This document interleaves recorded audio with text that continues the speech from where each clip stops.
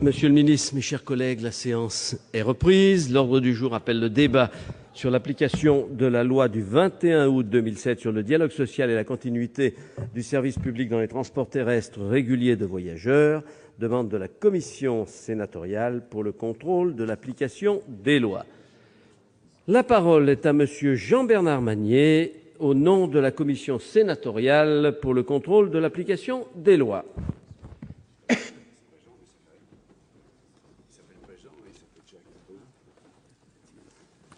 Merci, Monsieur le Président.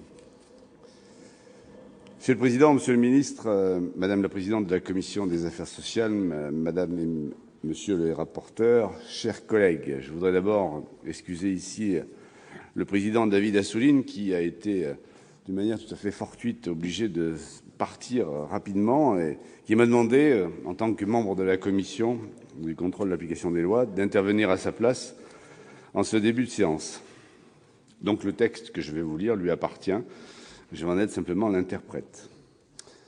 Le débat de contrôle qui s'engage aujourd'hui aurait dû être organisé plus tôt dans la session, mais les aléas du calendrier parlementaire ont contraint à le différer de plusieurs mois. Le hasard veut qu'il s'ouvre le jour même où un préavis de grève vient d'être lancé par plusieurs syndicats de cheminots.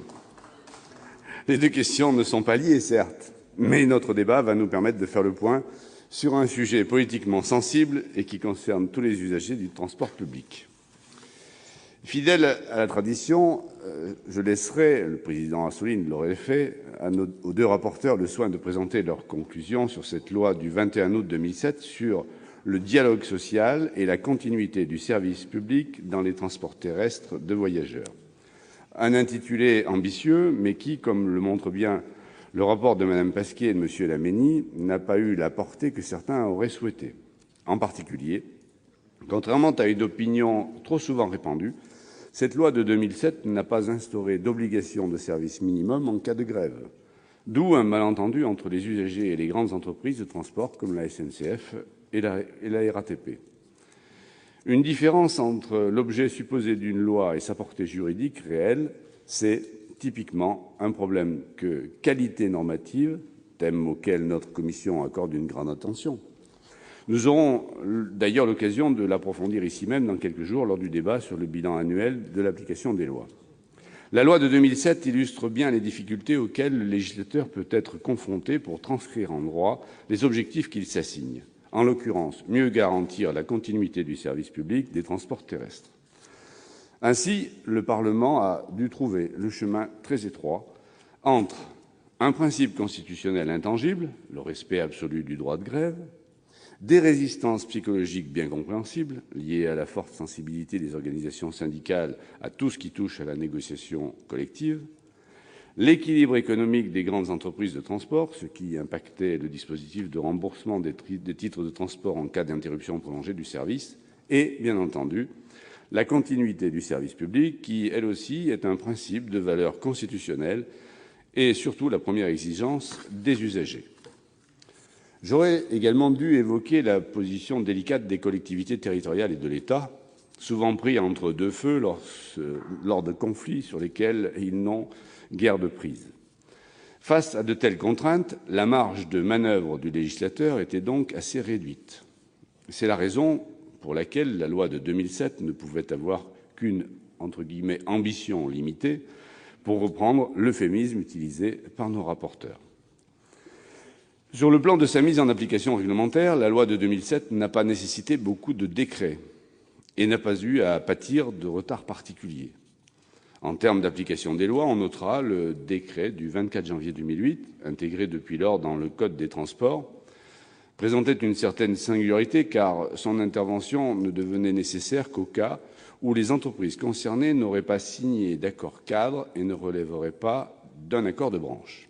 C'était, si j'ose dire, un décret à parution conditionnelle, le législateur ayant jugé préférable de confier à la négociation collective le soin de fixer les modalités d'application de la loi.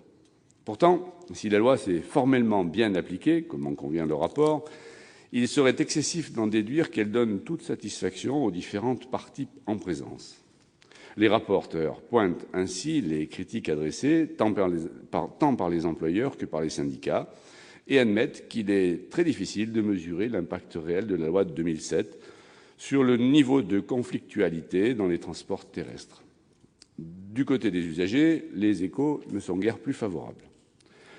Le président Assouline a à plusieurs reprises rappelé à cette tribune que nos débats de contrôle sur la législation en vigueur ne devaient pas réitérer le débat législatif. Aussi, me garderai-je de revenir sur l'opportunité d'une loi qui, on s'en souvient, répondait surtout à une promesse électorale.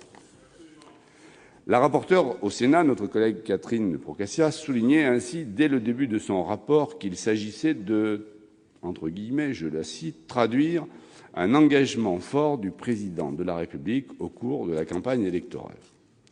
Mais, sans rouvrir le débat, notre travail d'évaluation nous force à constater rétrospectivement l'écart assez net entre les objectifs affichés par la loi de 2007 et ses effets réels. Cet écart tient, en bonne part, à une mesure insuffisante en amont de l'impact des mesures proposées. Lors de la discussion du texte au Sénat, plusieurs d'entre nous en avaient déjà souligné les incertitudes. Je citerai par exemple notre collègue Jean-Pierre Godefroy qui dénonçait l'absence d'une étude d'impact sur les coûts que subiront les collectivités territoriales et les entreprises. Une fois encore, sans entrer dans le fond du dossier, la loi de 2007 nous montre que pour bien légiférer, le Parlement doit pouvoir évaluer assez précisément l'effet des mesures qu'il s'apprête à voter. Cette démarche ne peut s'organiser dans la précipitation. Quelle que soit la majorité du moment, les assemblées doivent savoir résister à ce que nos rapporteurs qualifient de propension française à légiférer sous le coup de l'émotion. Quoi qu'il en soit, la loi du 21 août 2007 s'applique et nos rapporteurs n'en proposent pas l'abrogation. Ils plaident, au contraire, pour qu'elle soit mise en œuvre plus activement. Malgré ces lacunes, la loi a permis quelques avancées appréciables, notamment en ce qui concerne l'information des voyageurs en cas de grève.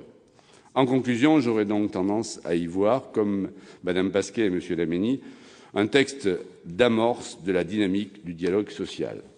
Les conclusions et les préconisations qu'ils vont présenter au Sénat dans quelques instants ont fait l'objet d'un débat très consensuel lors de la discussion en commission. Souhaitons qu'elles soient entendues et qu'elles permettent d'améliorer le dialogue social dans les transports en cette période d'inquiétude exprimée par les organisations professionnelles quant aux incidences de la réforme ferroviaire, dont la discussion en séance publique va commencer dans quelques jours à l'Assemblée nationale. Je vous remercie. Merci.